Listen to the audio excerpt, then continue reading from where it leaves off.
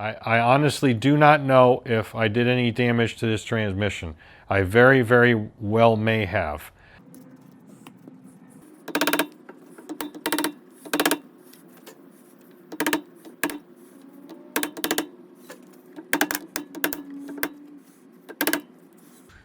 So yeah, we're down about yay far, and this bottom piece just fits fantastically.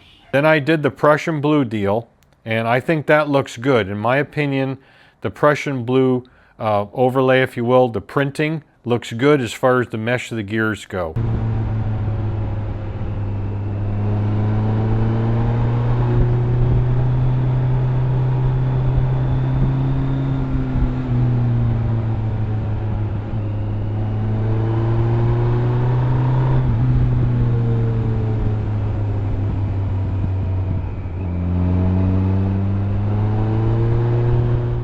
Okay, so here's what happened. I wanted to test to whether or not this clutch was seized up, you know, from it standing for so long. I just wanted to actuate the clutch plates, but of course I can't do that without the hydraulics. Clutch master and clutch slave, you know, being rebuilt and functional, which they were before. So I went for the slave cylinder, which mounts right there on the cross shaft cover, and essentially it was completely melted as far as the seal goes behind there. Seals off the clutch push rod. Here's a clutch push rod right here. This would be the end that comes out at the slave cylinder right here. You can tell because it looked like some proctologist used it to take a bowel sample out of somebody. Okay, so seeing that, I said, well, I have another motor out in the shed, which is a V45. Did some cross-checking on the old parts fish cross shaft cover, if you will. This cover assembly is different on the V65 than the V45. It's only slightly different and uses all the same seals. One is a shifter shaft seal, which is right where it goes inside there. That should give you a clue right there. And then of course the clutch push rod, as aforementioned before, which goes over there. So I started digging out that clutch push rod seal when this thing was, you know, still installed, saying, oh, no big deal, I'll just disassemble the one in the shed and harvest the clutch push rod seal, and perhaps sometime we'll pull this cross shaft housing off and we'll go ahead and replace that shifter shaft seal, you know, if it starts leaking or something. And I failed to remember one really important thing. You see, when you get older, your brain starts to not work too well, and I completely forgot that the one caveat in regards to these two seals are that they go on or go in from the back side of that housing right there, not from the front side. Now I'm only telling you that because I made a mistake, and I never hide my mistakes, so I'm telling you about it because that was really dumb. My experience on his V4s, I knew that. I just forgot. I just forgot that that was the case. Now I knew the shifter shaft seal had to be accessed by taking the housing off, cross shaft housing. So once I got to that point, I said, well, I'm going to end up having to pull this cross shaft housing off, and while I'm at it, I can paint it and do all the other stuff you need to do, and replace the shifter shaft seal. And boy, that was a good idea. All right, first things first. This is the remnants of the clutch push rod seal. I managed to get the metal part of the seal out, and that's the remainder of the rubber part that stayed in that bore after I pulled the metal part out because it all separated. But again, no harm, no foul. The cover's fine. It didn't crack nothing, it didn't damage it. I could have very easily. I was trying to pull this out with a slide hammer, so that was pretty stupid. Then I got into this guy yesterday, I think it was, to get that seal out, and it was half melted as well. What had happened was this thing melted. I failed to mention that because of the brake fluid. The brake fluid from the clutch slave cylinder just melted the seal.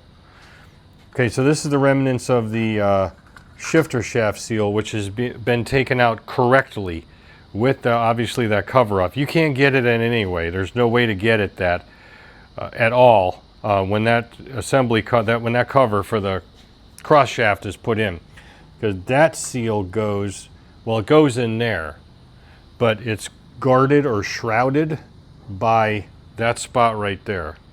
So that's where that goes. Well, it doesn't go in there, but that's what covers it up. So I dug this guy out of here, and no harm, no foul on this as well. And same thing, the whole seal separated rubber wise from the metal. Had to fold it in on itself, as you can see. This is all ready to go. The gasket's been cleaned off, everything's clean, everything's ready to go. So this is right here what you're looking at on a V4, on a Honda V4 of this era. Right here you're looking at the counter shaft. This is the transmission counter shaft in all its glory. That's the end of it that comes out. And of course goes into another bevel gear to make the 90-degree transition of power that goes to the back wheel to go to the final drive. That's how that works. But there's a lot more to this, which is what I was going to go over briefly. So this is all fine. The gear looks fine. The bearing feels fine. And everything else is fine except my brain, because pretty much that's fried. All right, so what the cheat is when you have this cover assembled, and of course this is a clutch push rod, so you can pull the push rod out, and then you can dig the seal out in the manner that I described before, and it'll come out basically looking like that. You can get it out, so you'll be essentially looking at this casting, this assembly, just like that, with that lip on the outside where the seal would have to go in from the inside. So what the cheat is you stuff a towel inside there, because there's some space between that and you see inside there that little top hat washer thing that's on the end of the main shaft. That's where the push rod shaft goes through. So what you're looking at there is the other side of the main shaft. That's the main shaft that the clutch is on. So through that hole, straight through, if you were to miniaturize yourself and walk through, you'd come out the center of the clutch. And what that sucker does is just give you enough room to go in there with a Dremel, and you can actually grind out that lip. So again, there's the lip from the back side. So you grind the lip out, and then you can just install a seal from the front and just use some sort of bonding agent and let it dry, put your push rod in and go about your life. And that's exactly how it is right now on the V45 Magna. Although I have cross shaft assembly housing, one looks like that, off on this bike before. So I've done this before. And that's why I'm kicking myself in the ass saying, how come I did not remember the fact that these seals, that seal in particular, goes in from the inside? I don't know the answer to that. But in this case, my shifter shaft seal was leaking, so I had to take that cover off of that one and then do all that work. It was about 4 or 5 years ago I did that with the help of Dave Dodge. So when Dave Dodge was still alive and kicking, he was a great resource for this kind of stuff. And that kind of segues into the challenges you have on doing something like this because of the precision aspect and the meshing of those two bevel gears. All right, first of all, if you're going to replace a bevel gear on a final drive or output and transmission, technically it's part of the transmission, but this is really the output side of it.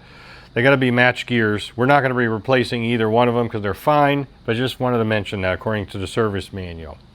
And that would mean if you're going to do that, you have to take the transmission apart, get that counter shaft out, which obviously we're not doing. So these are fine, it's going back in. I already have the new seal installed on the output side of this bevel gear side that goes on the back side of here. I just did that a few minutes ago because I just got a parts order in from Partzilla. So that's all good. I've inspected everything, and that's just great. I have no problem with it. I figured why not while it was apart. Here's the old one, I pried it out, and it's 40 years old, so why not just go ahead and do it. Luckily Partzilla had that. The one thing that they did not have, unfortunately, was the the shifter shaft seal. I said I got to find that elsewhere. And believe it or not, Revzilla showed that seal in stock. And I said I didn't believe it at first. I ordered it, and there's a shipping notice on it, with a tracking number, so it's en route. So with that, I'll be able to put this back together. I just can't do it right now because I don't have the shifter shaft seal. This will all be going back in hopefully like in the next day or two. I got to let this paint cure anyway, this PJ1 satin paint, and that'll be fine by tomorrow. There's a couple of O-rings that go in. It's not really important right now. You can look it up yourself in a parts fish if you care to, that go on the inside of here. One of them is for there's like an oil jet that ends up going inside this hole. It actually lives in the casting. There's no ring around it and seals up here.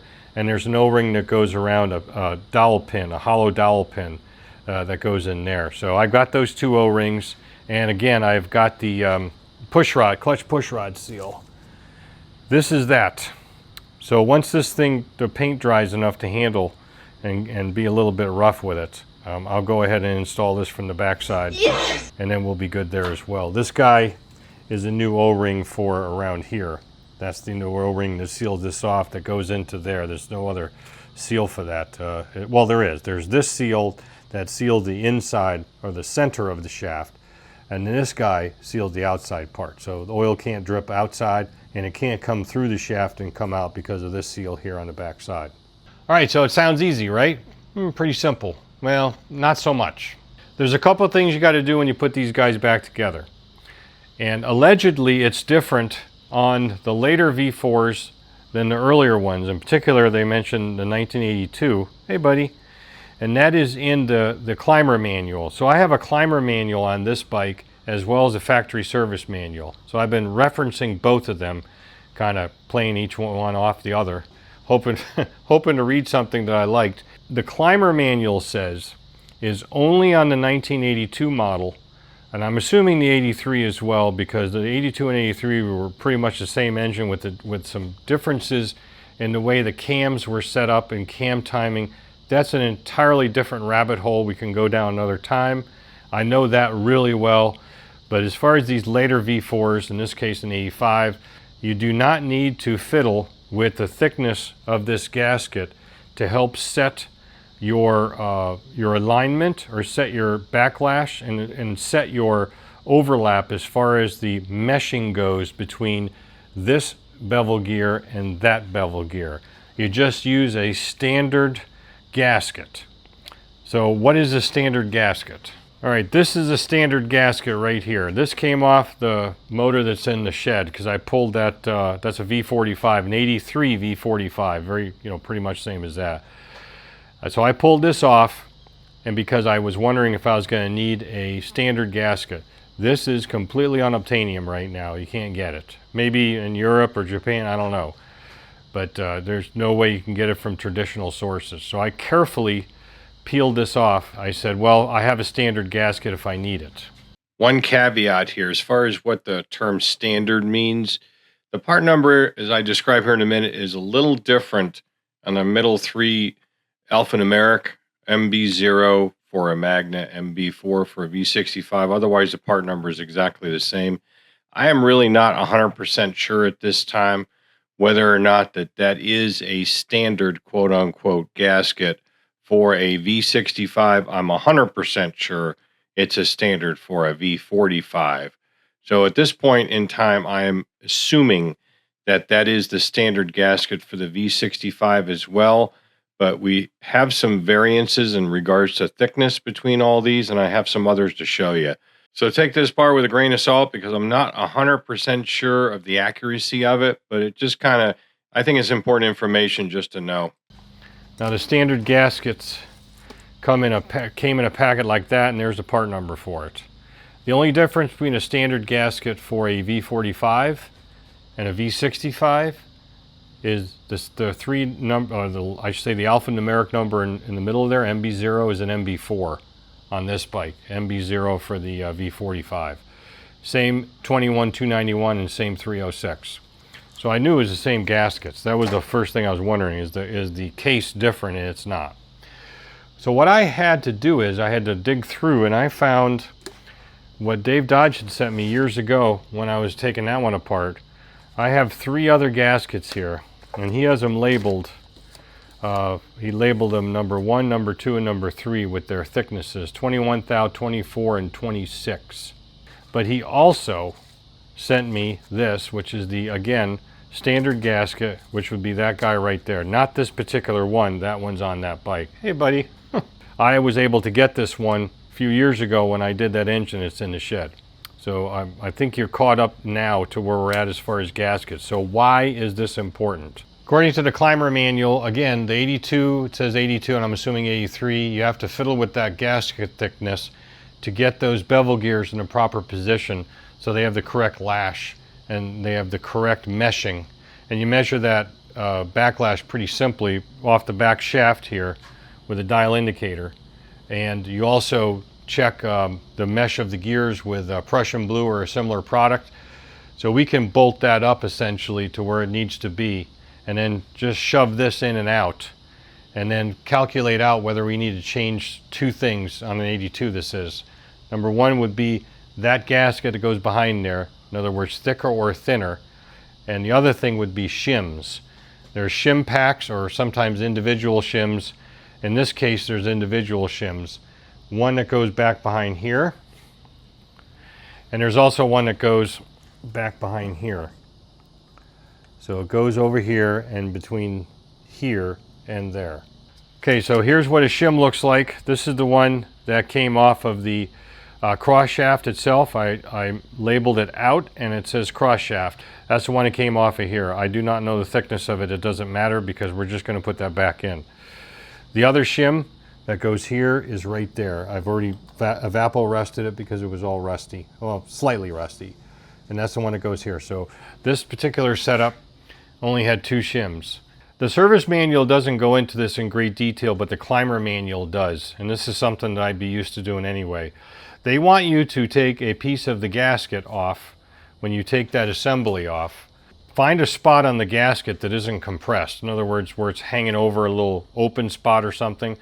And that's this right here. I tore it off and I have a good section of gasket to measure. And they want you to do exactly that. They want you to measure a gasket. This one's like 24 thou. Now that is well thicker than standard. The standard one that if you look in the parts fiche, it says to use this one, that part number. This one I can tell you right now from measuring it before is about 20 thousandths, or actually this one's compressed.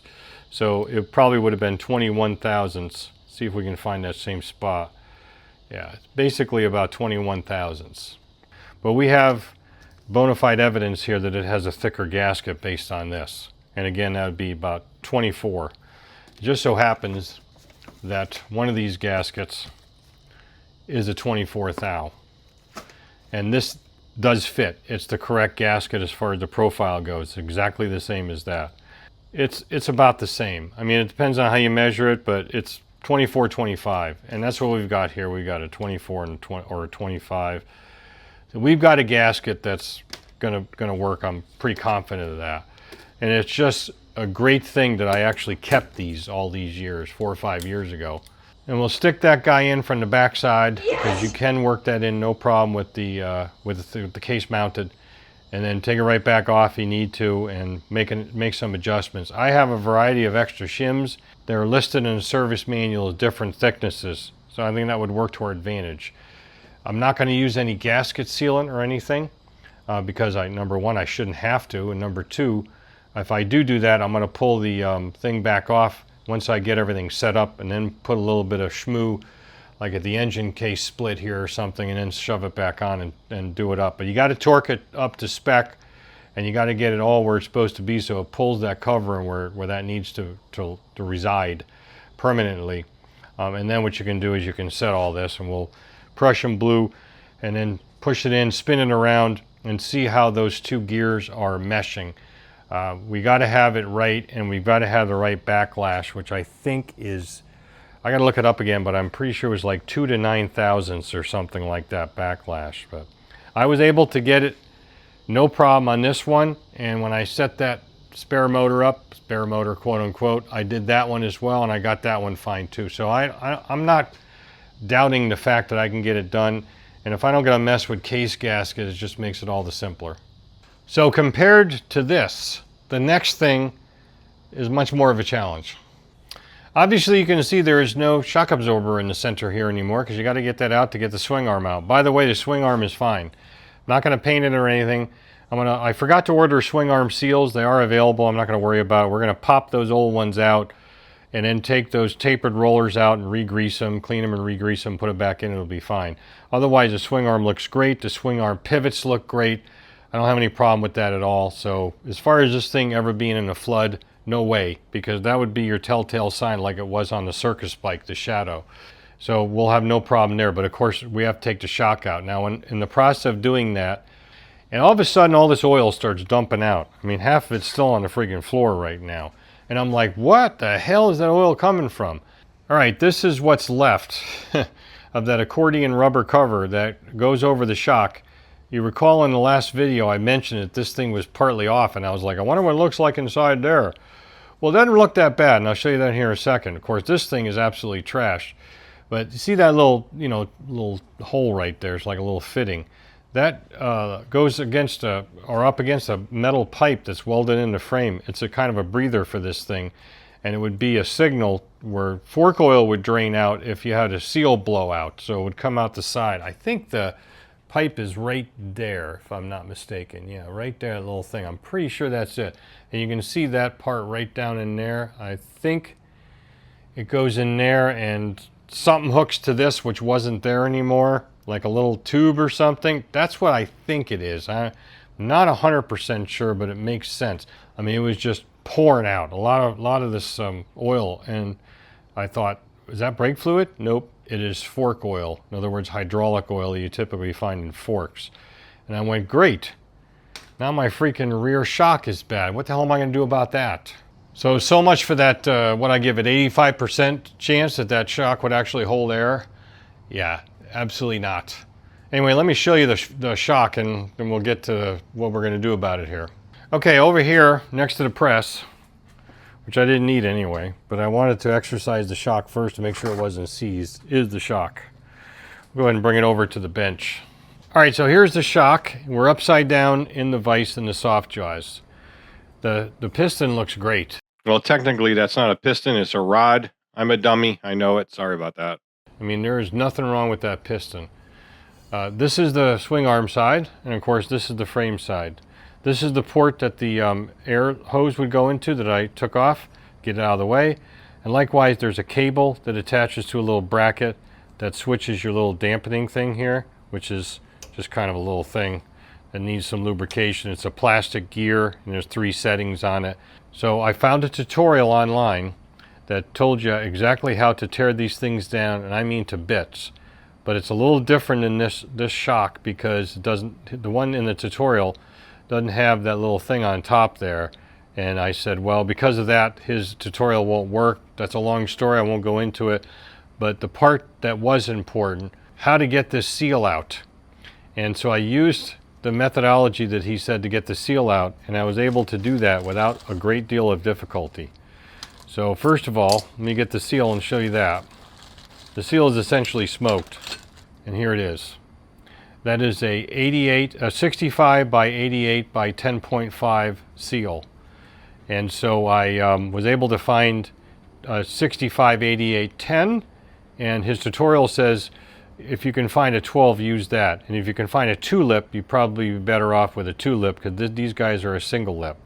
It looks like a 2-lip, but according to him, he says it's a single. I don't think it really has 2 lips. It just has a feature of the seal itself that just kind of is, a backup for the main lip. That's what it looks like to me, at least. And then there's this part that goes in behind it. Now you can find these parts broken down in the parts fiche, because apparently at that time Honda gave you that information in case you wanted to do a shock.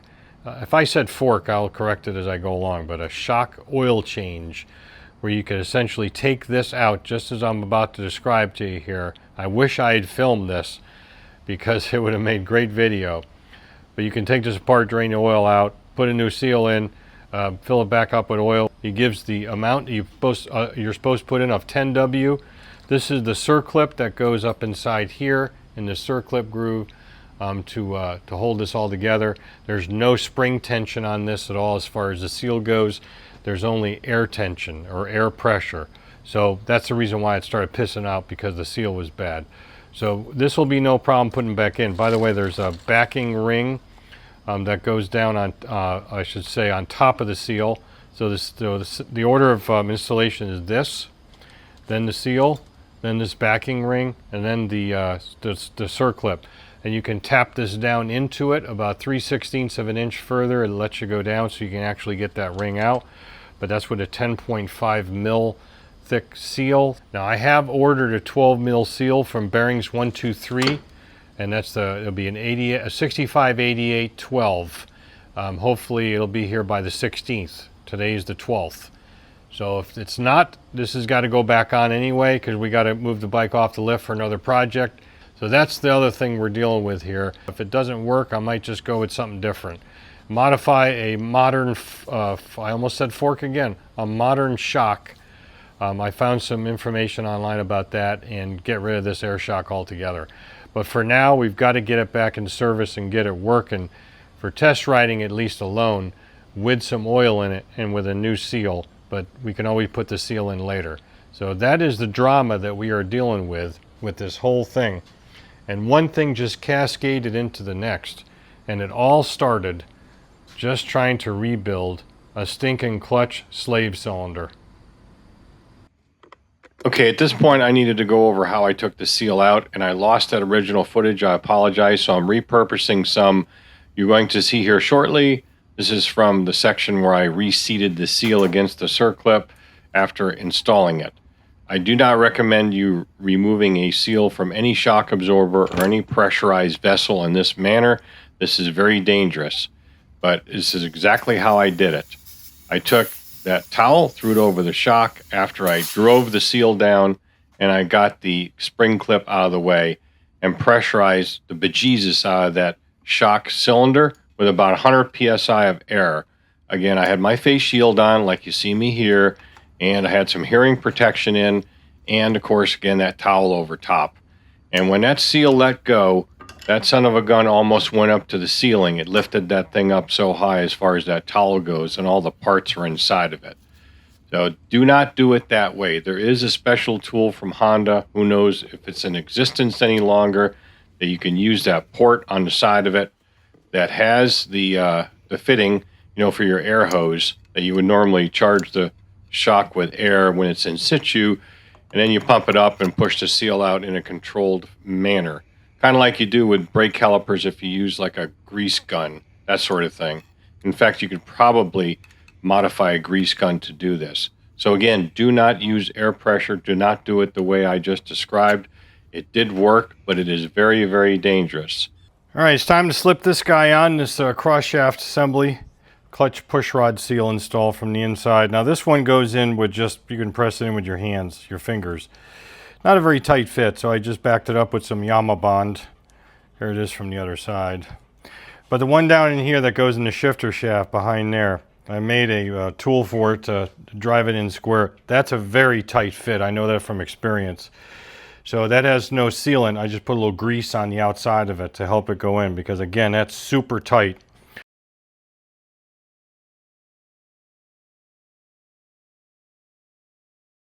I got some grease on the shifter shaft, just a light coating. Unfortunately, all the zinc's gone.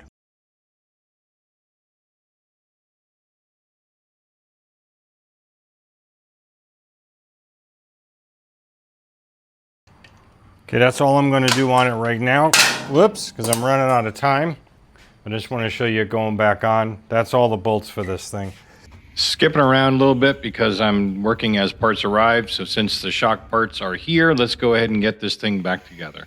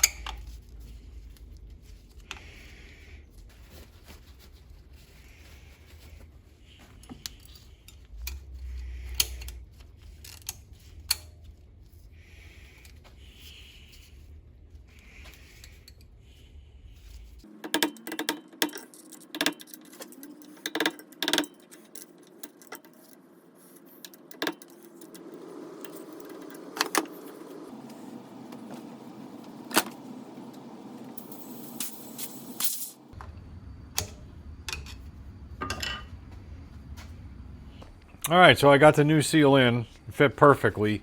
All right, so what are we gonna do about the accordion thing that was on here that protected this thing? Okay, as a reminder, that's what I'm talking about here, the accordion thing, which is in fantastic shape. In fact, I might just use some duct tape and super glue and put it back together. Not. If you obtain a CV boot from a pre-1968 Volkswagen Beetle.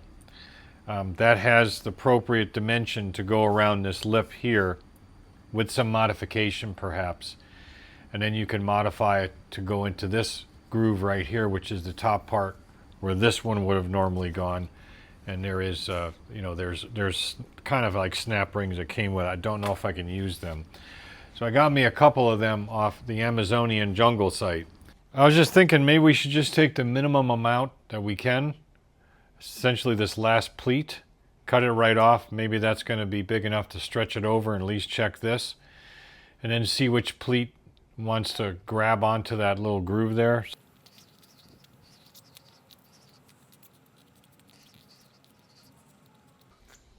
Pull that over like that. Can kind of feel it right there. We got to go down further though. I think the bottom is going to work out fantastically. So there's the top edge of it right there. I can feel it.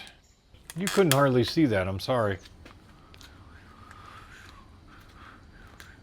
So yeah, we're down about yay far. And this bottom piece just fits fantastically. I really like it. It's got a good tight fit around there. You can feel the top edge when you roll over your finger. So right below there is that groove.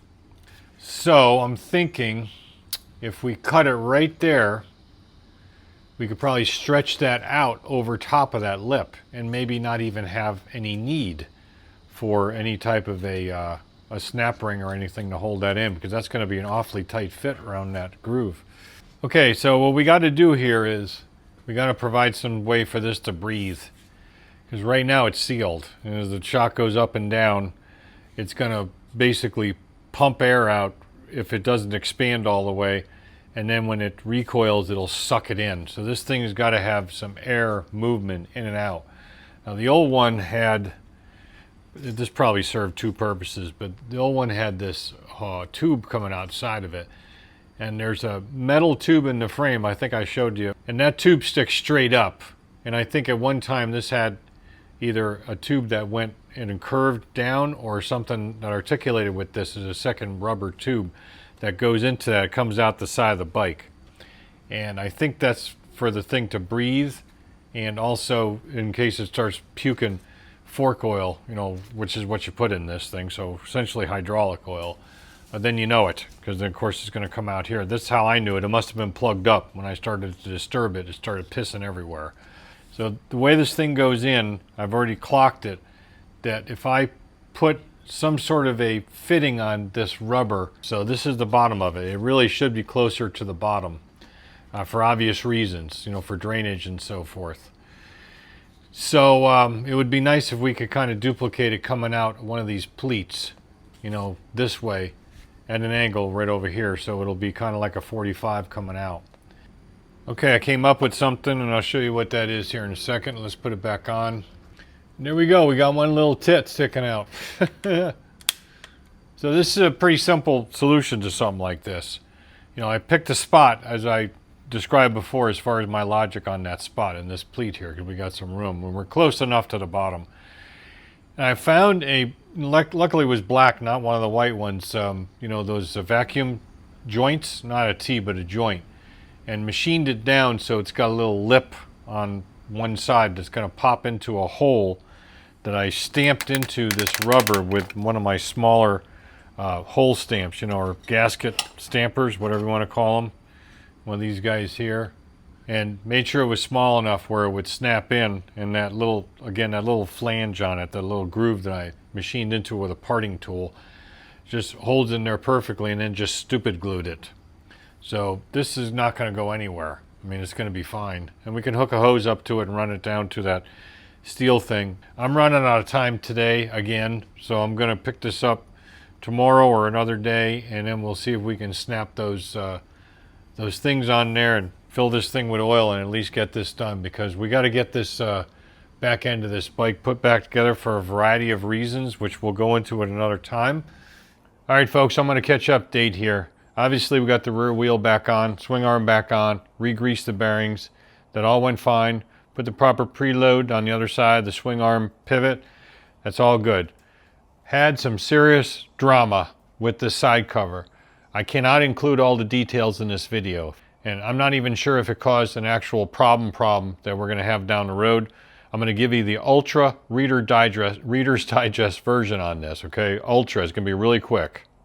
Okay, so you saw me in the last clip put this cover on and get the bolts sequenced up for torquing, which I did. And then I went to put this back section in, you know, that output shaft side with the bevel gear. I could not get it to go inside this housing. It would not fit. And I'm like, what the hell? What the hell? Nope. That will not go in. So at that point, I said, I'm going to need to take this back off. So I pulled the cover back off, but it would only go so far. And I said, why is it stuck? So I thought it was stuck on the shifter shaft, and it was not. It was wedged up inside where that bearing block, that precision diameter in that bearing block, and behind that bevel gear would go inside this cover. It was wedged up there. Now this thing will move back and forth a little bit because the only thing that really keeps that shaft in is the relationship between this cover and when it's bolted up to the engine block. That sets that location. In other words, the engine block rather, and the transmission itself does not do that. So you can move this back and forth. So what stops it from coming out and all the gears falling inside, the crankcase, of course, is a several circlips, I think 2 of them, on the counter shaft, or the cross shaft as they call it. So I ended up pulling on it as much as I dared because I didn't want to damage anything, and I still could not get this thing off. And I started to panic a little bit, and I said, what the hell? So I ended up reaching through and going right up against that bevel gear with a bronze drift, which was a dumb-ass idea. Now, I did not chip any of the gear. The gear looks fine. But all I really needed to do, and I think about it in retrospect, is put these 3 bolts in, like a couple of threads starting, because they're quite long, and then tap on these bolts, and I could have pushed that counter shaft sort of away from this housing, especially when I wedged it with a couple of plastic wedges behind there. Well, anyway, I eventually got it off, and I'm like, I don't understand why this is doing this. So then I took a look at that shim that goes behind that particular, I should say in front of that bearing block, that would go between the bearing block and this housing. And that shim's got a little cutaway in it that lines up basically down about right here. And there's a cutaway in that bearing block for that. And I realized that the gasket I put on had a feature that was overlapping that. And so it essentially went in and cocked the cover because it squished the gasket against that edge, and it actually bent the shim a little bit in. And I said, okay, well, I can fix that. So I took that shim off and straightened it out and actually ground a little bit more relief on it because, you know, you don't really need all that much. It's got plenty of material that's going to push against to do its shim job. And I also cut a little bit away from the gasket from there. So I put it on and torqued it up. It still wouldn't fit. And I said, I'm going to try to check it again. I mean, again, this thing would not fit. I could not get it in on that second try. So I couldn't get it off again. It was stuck again. So I said, what in the world is going on with this? I've never experienced this before. I've done 2 of these. That bike over there and the engine in the shed. I haven't had this problem. So at that point, I took it off again, and it stuck, and tap with a dead blow on the edge here and get the thing off. But that puts force axially on that shaft. And this is the net sum. I'm not sure if I did any damage to the transmission. It shifts fine. It goes through all the gears. But we're not going to know until we put power, and if it starts jumping out of gear, then I know that I screwed up the transmission. This is what I did finally. I took another gasket from the Dave Dodge kit, and it turns out that the 24th thou gasket is really the proper one for this setup. And it doesn't have that little feature that would potentially get fouled up with the edge of that shim. And I just didn't see it, didn't realize that. So I put that gasket on, and I put this in, torqued it up, and this still wouldn't fit in. And I'm like, what is going on here? So then I started backing bolts off to see what's causing the interference. When I loosened these 2 guys here, these 2 cap bolts, I could slide that in no problem. And I went, what is going on? So that's how I ended up doing this. I ended up putting this in with these guys loose, torquing these up, these cap bolts on the back to pull this in with the appropriate shim that came out of it. Then torquing these. Then I did the Prussian blue deal, and I think that looks good. In my opinion, the Prussian blue overlay, if you will, the printing looks good as far as the mesh of the gears go. And then I did a backlash check, which is very, very inaccurate on this, because the way they want you to do it is with the cross shaft out, because the cross shaft bolts to this independently of the transmission. That's the part that I wasn't grasping in my head when this happened. Again, I could have just put these bolts in and tapped them in a little bit and separated those probably a lot easier. So these 3 bolts here pull this into this housing right here. And so I'm like, okay, well, I did the backlash best I could, thought it was a little tight, added a 7/1000 shim, checked it again, and I liked that. And it's probably, you know, the standard is 3 to 9 thousandths. It looks like it's about 3.5. I think it's probably more about 6 because it's very inaccurate, so I'm gonna leave it there. So I torqued everything up, and that's where it sits today. I honestly do not know if I did any damage to this transmission. I very, very well may have. But again, it shifts fine, which I'll show you here real quick. So there's our first gear. There's second, third, fourth, fifth, and sixth. Doesn't pop out, doesn't seem to want to. And we'll go back down to fifth, fourth, third, second, neutral, back to first, back to neutral. I'm sorry about the light here, but the sun's starting to come through the front windows. I've had some serious brain farts on this. On this particular set of operations. I don't know why I didn't remember that fact that this thing is independent of the transmission in as much as the way it's fastened through this housing here. And all I could have done was I could have just put those bolts in, the other bolt, these, and this one here, and the 2 M6s down below, and just left them loose, and tightened these 3 up. That would have brought this thing up into the housing, then shoved that thing in, and then done my checks. And then once I did all my checks, I could just torque the whole thing up. So my order of operations was totally screwed up, but I've done it this way before or that way before, so I don't know. And the service manual doesn't really give you that much detailed guidance, nor does the climber book. So I hope it's okay, but I'm not 100% sure. All right, so that's it on this one. You've already seen what you need to see and hear what you need to hear. So watch for the next video, and that'll bring you up to where I said in the intro will be as far as test riding this and pretty much putting this one to bed for a while because I got to move on to other stuff. If you care to do so, I'd appreciate it if you like, share, subscribe, ring the bell if there is a bell, and you get notified when I put more junk like this up. If I ever put more junk like this up, I'm still debating that. Of course, these 2 videos, well, this one and the next video coming out, kind of contradictory to that statement, but you know, I'm kind of a whack job anyway, so I guess it goes with the territory. So as always, again, thanks for watching. Don't just repair, restore. Hopefully we'll see you sometime on a future video.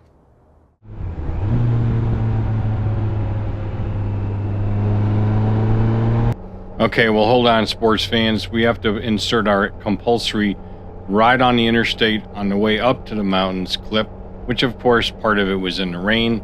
This is at the Florida-Georgia line actually, and heading north on I-75. I ran into a cold front that was sweeping through, which is one of the cold fronts that made it so damn cold up in Georgia when we got there. But naturally, I got pretty wet and dried off, luckily, before I made it to my layover hotel in Macon. So now that that's over with, let's go ahead and get back to the fun stuff.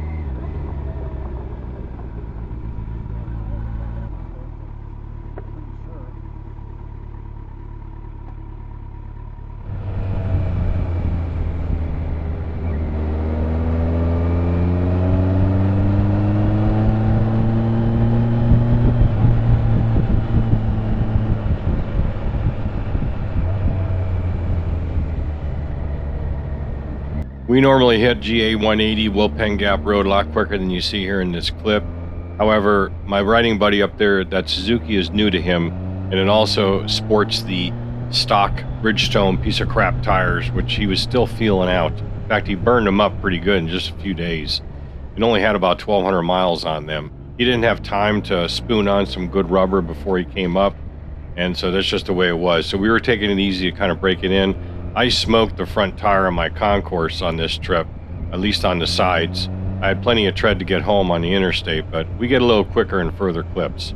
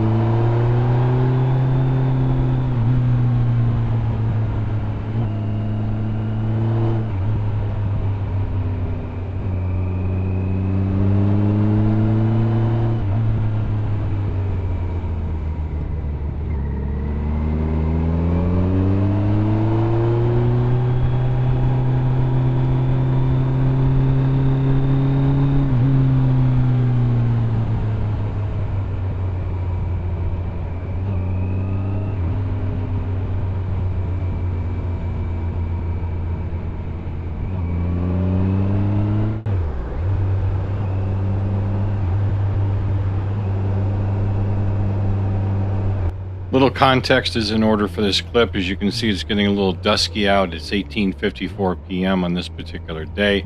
My riding buddy is well ahead because I had to stop and pee, go figure. And I said, why don't you just go ahead? I know where I'm at. I have GPS. I can navigate. And frankly, when it gets a little dark and our furry little friends start to come out, I'd rather not have a motorcycle in front of me because I can have a clear field of view for things like this.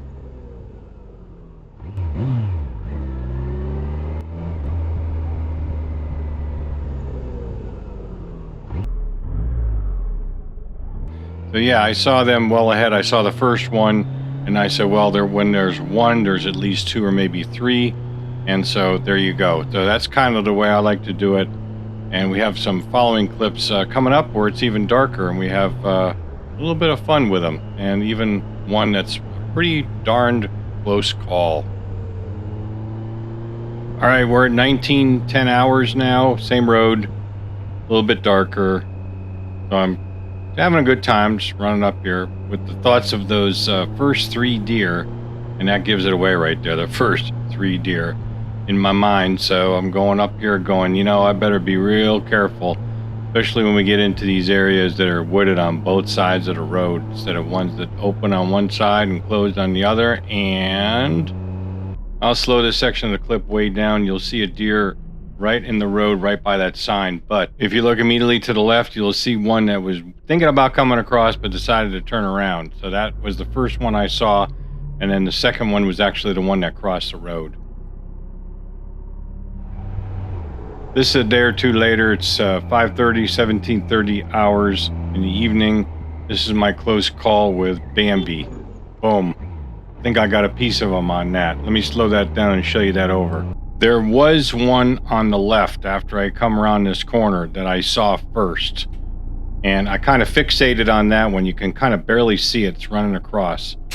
And then I thought to myself, wait a minute, there's got to be another one. So this one kind of caught me off guard. And I think I might have clipped the deer a little bit with my left side canyon cage bar, but I looked in the rear view cam, and I'm not even gonna bother showing you because there's nothing there. And I don't see anything like a deer sliding across the road out of control or anything. So I think that's just one of those things that it didn't catch him. The deer scooted off, and you know, Bob's your uncle pretty much, or maybe your auntie if you're a deer. Alrighty, we'll finish these clips up on GA 180 Wolfpen Gap Road again. I mean, you can't get tired of this road. I mean, it's just a fantastic road to ride. Hope you enjoyed these clips. Maybe there'll be more in the future because I have a ton of them off of the Innov camera. Maybe we'll stick them in here and there as appropriate. And you know what you need to do, as I said in the end of the outro of the main video, stick around because on the V65 Sabre video, we're going to go ahead and have narrated riding video on that one. Not as good quality because it's with my old GoPro, but nonetheless, I think you'll get a lot out of it. So enjoy the rest of this clip, and we'll catch you next time. Bye-bye.